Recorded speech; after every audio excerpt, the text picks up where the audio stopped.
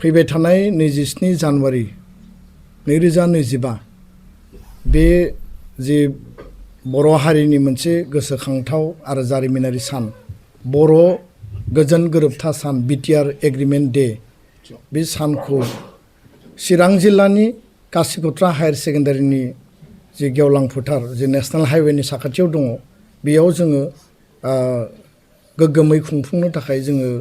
थांखि लादों आरो बिनि थाखायनो बे हाबाफारिनि गेजेरजों जोङो मा बेयाव हाबाफारि रनसायदों बेखौ फोरमायनो थाखाय जोङो बे प्रेस मिटखौ लादों। दुलाराय बर' फरायसा आफाद एनडिबिनि मोनब्रै आफाद आरो इउनाइटेड बर' पिपल अर्गेनाइजेसन जथायै 2020 मायथाइनि 27 जानुवारियाव बर' गोजोन गोरोबथा बिटिआर एग्रिमेन्टखौ खालामनाय जादोंमोन आरो दिनै फैयै फैयै बे एकर्ड डेआ 5 बोसोर जाफैबाय आरो बे 5 बोसोरनि समाव दुलाराय बर' फरायसा आफादा गुबुन गुबुन माहारियारि आफादफोरखौ लाफानानै आरो सिगनेटरि आफादफोरखौ लाफानानै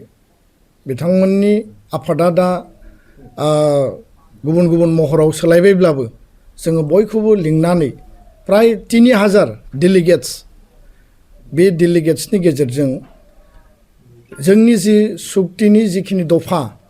बे दफा मावफुंनायनि सायाव बर' हारिखौ जौगालांनायनि सायाव गासै बिथिंखौ नोजोर बोनानै बड'फा उपेन्द्रनाथ ब्रह्मनि जि सिमां दंमोन बर' हारिखौ बुहुमाव गेरेमसा माहारि दानाय बुहुमनि बर'फोरखौ खौसे खालामनानै जोंनि राव जोंनि थुनलाइ जोंनि सिनायथि जोंनि हारिमुखौ रैखाथि होनाय आरो जोंनि रांखान्थि समाज बेबस्था लोगोसेनो जोंनि सोलोंथाइ मोजां सोलोंथाइ आरो जि राजखान्थियारि आरो संबिजिदारि जि मोनथाय दं जोंहा जि अधिकार दङ बेखौ जोङो बड'लेण्ड ओनसोलाव आसामाव बर' कसारि काउन्सिलाव जोङो माबायदि मेक्सिमाम लेभेलाव मोनफुंहोनो हायो आरो जोङो बेजों उदां हारि हिसाबै गोथां हारि हिसाबै गावखौ फोथांना लाखिनो हायो बिनि जि मोनसे प्रिन्सिपल आरो जि आइडिअल'जि दं मोनसे सिमां गेरेमसा माहारि दानायनि बिनि आधाराव जों माखासे बाथ्राखौ बेयाव सावरायगोन आरो बेखायनो 27 जानुवारि 2025आव जोङो बे खालि दुलाराय बर' फरायसा आफादनि फिरफिला बिरहोनायजों लोगोसे जोंनि मुंख्लं गेदेमा बिथांमोननो जोङो बिबार बावगोन आरो लोगोसे बड'फा उपेन्द्रनाथ ब्रह्मनो बिबार बावगोन बेयावनो लोगोसेयैनो जोङो गोजोननि थाखाय फारौ बिरहोनाय बेलुन बिरहोनाय आरो लोगो लोगो जोङो मोनसे गोजोन आरो माने मावफुंनाय जि सुक्तिनि दफा मावफुंनाय पिस एन्ड इमप्लिमेन्टेसन बे आयदाखौ लानानै जोङो मोनसे गोजोन हान्जा सुरगोन आरो बिनि उनाव जों मोनसे गेवलां मेल लाखिदों आरो बे गेवलां सावराय मेलाव बड'फानि आदर्शजों गेरेमसा माहारि दानायनि बे थांखिखौनो लानानै आरो बे गोरोबथानि सानखौ लोब्बा लाखिनानै जोङो बेयाव सावरायनाय मोनसे हाबाफारि लाखियो। मोनसे मेहेरगोनां आरो गोथार हाबाफारियाव दुलाराय बर' फरायसा आफादा बर'नि मोनफ्रोमबो माहारियारि गौथुम बर' थुनलाइ आफाद एक्स एनडिबि वेलफेयार एस'सिएसन आरो बेयाव जोंनि इउबिपिअ हारिमु आफाद प्राइमारि टिचार एस'सिएसन जेसेबां जिखिनि आफादफोर दङ बर'नि मोनसेबो आफादा जाहाथे बाद थालाङा आइजो अनसाय आफादानो जा इभेन जोङो एक्स बिएलटि वेलफेयार एस'सिएसनखौबो कअपारेटिभ ससाइटिखौबो जोङो हांख्रायनो थाखाय थांखि लादों। दा बे बाहागो लानायनि गेजेरजों जोंनि गेजेराव जिखिनि दासिम गोरोबथानि दफाफोरा मावफुंजाबाय आरो माखासे मावफुंनो थाखाय आद्रा दंबावो बे गासैबोनि सायाव जोङो बे सानखालि गुवारै आरो गोथौयै सावरायगोन। दा गासै 3000 गुबुन गुबुन माहारियारि आफादनिफ्राय बाहागो लागोन आरो आलासि महरै बिटिआरनि बड'लेण्डनि मानगोनां चिफ एक्जिकिउटिभ मेम्बार प्रमद बर' बिथाङा जिहेतु सुक्तिनि सासे गाहाय माने सिगनेटरिमोन आरो एनडिबिनि आगुनि आफादगिरि आथिखालाव डिपुटि चिफ गबिन्द बसुमतारी बिथां बे हाबाफारियावनो जोङो आसामनि मानगोनां केबिनेट मन्त्रि उरखाव गोरा ब्रह्म आरो राज्य सभानि एमपि रोनगोरा नार्जारी बिथां लकसभानि एमपि जयन्त बसुमतारी बिथां लोगोसेयैनो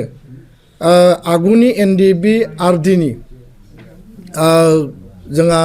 माने दैदेनगिरि अनजालु बसुमतारी दानसोरां नार्जारी माने सावरायग्रा बिथांजों लोगोसे फेरेंगा रनजित बसुमतारी गासैखौबो जोङो बे हाबाफारियाव हांख्रायदों आरो धीरेन बर' बिथांखौबो हांख्रायनो थाखाय जोङो माने अलरेडि जोङो लाइजाम इस्यु खालामदों दा बेखाय गासैबो आफादफोरखौ मोनसे आमब्रेलायाव आरो गासै बारग' दैदेनगिरि सोमावसारगिरिफोरखौ मोनसे आमब्रेलायाव मोनसे प्लेटफर्माव लाबोनायनि गेजेरजों जोंनि जि सोमावसारनायनि गेजेरजों मोनथाम गोरोबथा मोनबाय आरो बिटिआर गोरोबथाया दिनै 5 बोसोरसिम जाफैबाय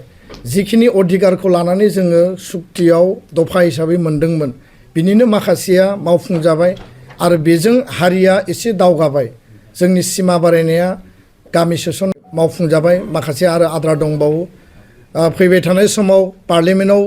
बिल लाबोनो गोनां दङ बेबो जोंनि मोनसे गेदेर थांखिनि मोनसे एजेन्डा हिसाबै जोंनि मोखाङाव दङ आरो बेबायदि गोबां माखासे थांखि आरो अबजेक्टिभजों जिहेतु एकर्डा जादोंमोन बेखायनो गासैखौबो जों मोनसे आमब्रेलायाव लाबोदों जोंनि जि गोजोन आरो सान्थि गायसननायनि जि कमिटमेन्टमोन 5 बोसोराव कुनु भाइलेन्स गैयाबासिनो कुनु हिंसा गैयाबासिनो कुनु डिस्टारबेन्स गैयाबासिनो बर' हारिया दिनै बेखौ गोथारै मावफुंदों आरो इयुनावबो जों गोजोन आरो सान्थिनि गेजेरजों हारि दानायनि थाखाय हारिनि राइट्स एन्ड प्रिभिलेज अधिकार संबिधानिक आरो राजखान्थियारि मोनथायनि थाखाय जों हाबा मावलांगोन नाथाय आसाम सरकार जाय सरकारा जि कमिटमेन्ट जोंनो होदोंमोन आरो बे कमिटमेन्ट मथे बिथांमोना आद्रा खामानिखौ मावनानै दोनबाय आद्राखौ बिथांमोना दाबो मावफुंनो थाखाय दंबावो दा बेखायनो सेन्टार आरो स्टेट मोननैबो सरकारखौ दिनैनि प्रेस बिबुंसारनि गेजेरजों जोङो गुबुन मेडियायावबो बुंदों आसामनि सेटेलाइट बा पर्टेल जिखिनि असमिया बिजोंनि मेडियायाव बुंदों जे गोख्रैनो बे दफाफोरखौ मावफुंनायनि गेजेरजों जि मोनसे जास्टिफिकेसन जि मोनसे अबजेक्टिभ दङमोन बे खामानिखौ मावफुंनानै होनांगौ आरो बे सेगावनो दुलाराय बर' फरायसा आफादा दिनैनि प्रेस मिटनि गेजेरजों आसाम सरकार भारत सरकारखौ जों खावलायदों जे 5 बोसोर एकर्डनि बे समाव आरो जायफ्रा 13, 14, 15 बोसोरसिम दिनै 16 बोसोरसिम जेलाव दङ NIA कर्टआव CBI कर्टआव बिथांमोनखौ गोख्रैनो जेलनिफ्राय दिहुननानै हरनायनि खामानिखौ मावनांगौ आरो जेलाव जे 66 जायफोर माने सेन्ट्रेल जेलाव दिनैसिमबो दङ सान्थिनि आधाराव आरो हिंसा मुक्त जि समाज आरो भाइलेन्स फ्रि जि बड'लेण्ड रिजन जों गायसनबाय आसामाव जों जे सान्थिनि बाताबरन बा परिबेसखौ जों लाबोबाय आरो बे जोंनि बर' एकर्डखौ नायनानैनो दिनै आदिबासि सावताल बा डिमासा कार्बि बा आलफा NLFT ATTF गुबुन गुबुन जिखिनि हारि माहारिनि माने आर्म स्ट्रागलिं अर्गेनाइजेसनफोर दंमोन दिनै जिहेतु एकर्डआव फैबाय आरो जों पायनियार दा बेखायनो सान्थि गायसननायजों लोगोसे सुक्ति मावफुंनाया प्रधान